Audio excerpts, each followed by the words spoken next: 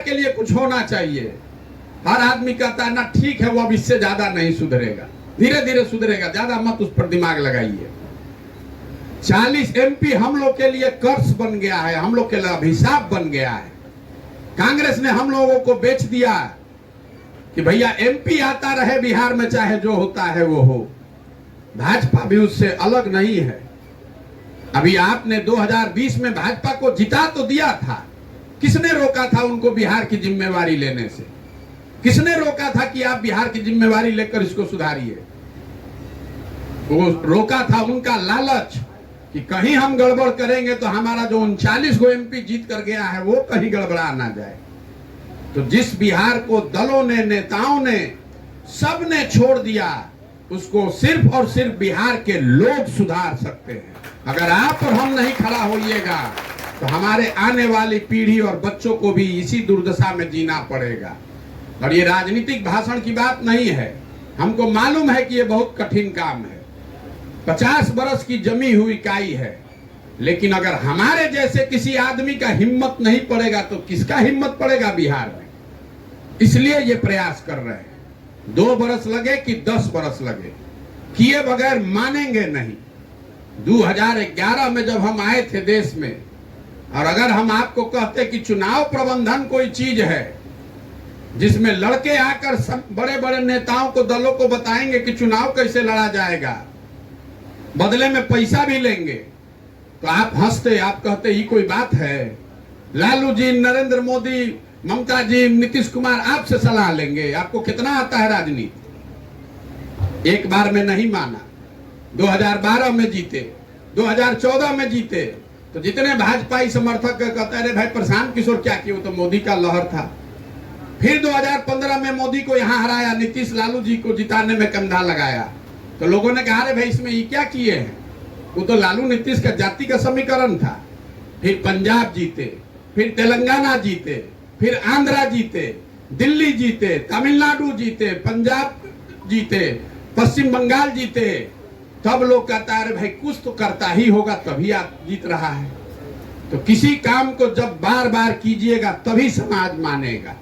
आज आप ये मानकर आए हैं कि हमको चुनाव जिताने आता है, हमको चुनाव जिताने आए चाहे नहीं, हमको समाज को बदलने के लिए 10 बरस चाहे लगे, जीवन खपाना पड़ेगा। तो अगर आप आए हैं इससे जुड़िए, लेकिन जुड़िए थोड़ा धैर्य लेकर।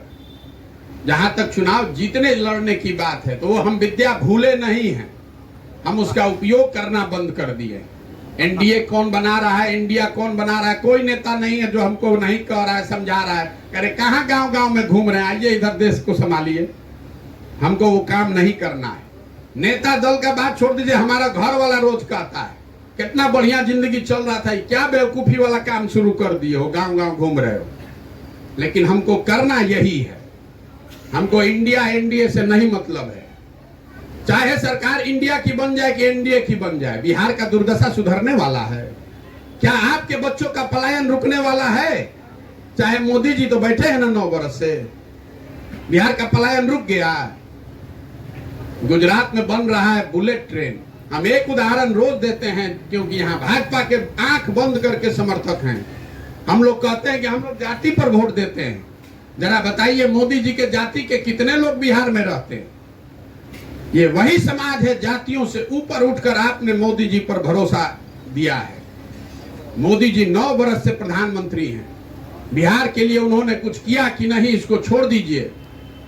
बिहार के लिए उन्होंने कुछ प्रयास किया कि नहीं, छोड़ दीजिए। बिहार में विकास हुआ कि नहीं, सब बात छोड़ दीजिए। तो बहस का बात है। जितने भी मोदी समर्थक लोग हैं, हमने भी मोदी जी का झंडा ढोया है 2014 में। आप जब उनका नामों नहीं जानते होंगे तब हम उनका काम करते थे, लेकिन आज 9 बरस के बाद आपको खुली चुनौती दे रहे हैं। 9 बरस से वो आदमी प्रधानमंत्री हैं। अगर बिहार के विकास के लिए, काम की बात नहीं कर रहा हूं, बिहार के विकास के लिए अगर एक बैठक उन्होंने किया है, आप सब राजनीतिक आदमी, एक प्रमाण हमको दिखा दीजिए कि मोदी जी ने आज बिहार के विकास के लिए बैठक किया, काम हुआ कि नहीं, छोड़िए। आप हमको उसका प्रमाण दिखा दीजिए, हम कल से मोदी जी का झंडा लेकर चलने को तैयार है। 9 बरस में जिस आदमी को 1 घंटा समय नहीं मिला बिहार के लिए बैठक करने के लिए, उसको हम लोग आंख बंद करके बंधुआ मजदूर के तरह फिर जाकर मई में वोट देंगे तो आपके हमारे बच्चों का भला कैसे होगा। ये सिर्फ लालू नीतीश की बात नहीं है। लालू नीतीश ने तो पूरे राज्य को मजदूर का फैक्ट्री बना दिया पूरे बिहार को अनपढ़ मजदूर। लेकिन कांग्रेस और भाजपा ने भी हम लोग के साथ न्याय नहीं किया है। तो कल चाहे एनडीए जीत जाए कि इंडिया जीत जाए, बिहार के लोगों को अपनी चिंता करनी पड़ेगी। तमिलनाडु जब देश आजाद हुआ तो हम लोग तमिलनाडु से आगे थे, बराबर के राज्य थे। बिहार तमिलनाडु से आगे था। आज तमिलनाडु बिहार से 6 गुना बड़ा राज्य बन गया। वहां तो ना एनडीए है और ना इंडिया है। वहां के लोगों ने अपनी ताकत से खड़ा किया है। उसको मोदी जी ने तमिलनाडु नहीं बनाया है, सोनिया गांधी राहुल गांधी ने तमिलनाडु को नहीं बनाया है। तमिलनाडु के लोगों ने अपनी व्यवस्था बनाई। तो अगर बिहार को सुधारना है, और व्यवस्था एक दिन में नहीं बनी, आप जाकर पढ़िए। पेरियार और अन्ना दुरई ने 20 बरस तक गांव-गांव जाकर संघर्ष किया, तब जाकर नई व्यवस्था खड़ी हुई। एक दिन में ये नहीं हो सकता है, चाहे आप जितने होशियार हैं।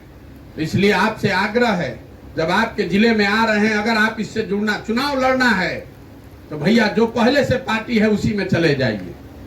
ये ना दल है न हम आपके नेता हैं, हम ये व्यवस्था बना रहे हैं। आपको लगता है कि दल तो बनबे न करेगा, इसमें फर्क क्या है? बिल्कुल जमीन आसमान का फर्क है। अगर दल हम बनाएंगे उसमें आप जुड़िएगा तो आपको हमारे पीछे ही चलना पड़ेगा। अगर हम में मान लीजिए योग्यता है भी तो इसका कोई गारंटी नहीं है कि हमारे लड़के में भी योग्यता हो। लेकिन अगर दल हम बनाए हैं तो हमारे बाद हमारा लड़का ही होगा। ये गलती सोनिया गांधी और लालू यादव का नहीं है। उसके जगह आप और हम रहेंगे तो हम भी अपने लड़के को ही बढ़ाएंगे। कोई अगर कहता है कि हम अपने लड़का को छोड़ के आपको बढ़ाएंगे तो आपको झूठे बोल रहा है। देख रहे हैं ना कि वंशवाद के नाम पर ही जेपी सेनानी लोग बैठे हुए हैं। यही परिवारवाद के नाम पर सबसे ज्यादा जो आंदोलन करने वाले लोग हैं, वही सबसे ज्यादा परिवार को बढ़ा रहा है। बिहार का एक आंकड़ा देखकर हम खत्म करेंगे, फिर आपसे यात्रा पर आपके विचार सुनेंगे। आप राजनीतिक लोग हैं लेकिन आपको मालूम नहीं होगा, पूरे बिहार में पिछले 30 साल में जितने लोग एमएलए एमपी बने हैं, चाहे जिस दल से बने हो, आप सबका नाम लिखिएगा, किस परिवार से आते हैं लिखिएगा, तो आपको पता चलेगा कि पूरे बिहार में 1250 परिवार के लोग ही आज तक एमएलए एमपी बने। सामान्य आदमी, सामान्य राजनीतिक कार्यकर्ता को अवसर नहीं है। बिहार में 3.5 करोड़ परिवार रहते हैं, 13 करोड़ आबादी है, लेकिन राज 1250 परिवार के लोग ही करेंगे। मैं क्यों भाजपा की बात कर रहा हूं? क्योंकि आपको लगता है कि लालू जी ने परिवारवाद शुरू कर दिया। अरे लालू जी तो फसल काट रहे हैं। आप भाजपा का दशा देख लीजिए। यहां पर अभी बनाया है अध्यक्ष सम्राट चौधरी को। सम्राट चौधरी के बाबूजी कौन है? शकुनी चौधरी जी। शकुनी चौधरी जी कांग्रेस के राज में मंत्री होते थे। जब लालू जी का दौर आया तो उसमें भी शकुनी चौधरी मंत्री बने।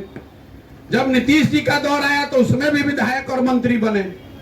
जब मांझी जी का दौर आया तो उसमें भी मंत्री थे। और आज जब भाजपा का दौर दिख रहा है तो उसमें भी उन्हीं का लड़का बनेगा। कोई सामान्य कुशवाहा नेता नहीं बन सकता है। ये परिवारवाद की ताकत यहाँ बिहार में लोगों ने बना दी है। इसको अगर तोड़ना है तो बहुत मेहनत करनी पड़ेगी, बहुत ताकत लगाना पड़ेगा। तो जब मैं आपके यहाँ आ रहा हूँ, कम से कम 30 से 35-40 दिन मुजफ्फरपुर में रहूंगा। मैं कोई स्टेज नहीं आपको हमारे लिए बनवाना है। आपके गांव पंचायत से जब हम गुजर रहे हैं तो आपके गांव में आप जिसको भी बुलाना चाहते हैं बुला लीजिए। हम 10 आदमी के सामने भी बोलते हैं और 2000 आदमी रहेगा तब भी बोलेंगे। स्टेज नहीं लगाते हैं, कोई पब्लिक रैली नहीं करते हैं, लोगों से मिलने का कार्यक्रम है। आपके गांव, आपके पंचायत से गुजरें, अगर आपकी इच्छा है कि आपके यहाँ ये संवाद हो तो हम वहां पर आपके यहाँ रुककर संवाद कर सकते हैं। ये संभव नहीं है कि हर गांव में जाया जाए, लेकिन हम जाएं या नहीं जाएं, कोई ना कोई हमारा साथी हर व्यक्ति तक जरूर पहुंच रहा होगा। जहां तक संगठन बनाने की बात है तो मेरा शुरू से जो चलने से और अभी में जो अंतर आया है, मैंने शुरू में ये घोषणा की थी कि पूरे बिहार में जब हम ये यात्रा पूरी कर लेंगे तब संगठन बनाकर आगे निर्णय लिया जाएगा।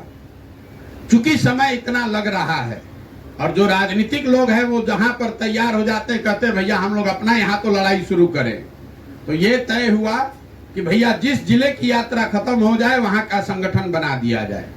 संगठन बनाने के बाद जो लोग भी जन सुराज से जुड़ेंगे, आपको ये स्वतंत्रता होगी कि आप आपस में बैठ के तय करें कि आपको चुनाव लड़ना है कि नहीं लड़ना है। अगर आपने तय किया कि लोकसभा का चुनाव लड़ना है कि विधानसभा का चुनाव लड़ना है, जो लोग भी मिलकर तय करेंगे। मान लीजिए आपने अभी एक यहाँ सभा में 200-250 लोग बैठे हैं, आप लोग मुजफ्फरपुर में ये सभा कीजिएगा, 2000 आदमी रहेगा। ये सामान्य पब्लिक नहीं है, आप सबके पीछे हजारों लोग हैं, सैकड़ों लोग हैं। आपने मिलकर तय किया कि लोकसभा का चुनाव लड़ना है, तो इसी सभा से मंथन करके दिन भर में निकाला जाए कि कौन उम्मीदवार होना चाहिए, और जो भी उम्मीदवार आप चुन दीजिएगा उसी के पीछे जो आप 10 बरस से सुने हैं हमारे बारे में, मेरा साधन व्यवस्था, मेरी बुद्धि शक्ति, सब उसी के पीछे लगेगा कि उसको जिताया जाए। यही उपाय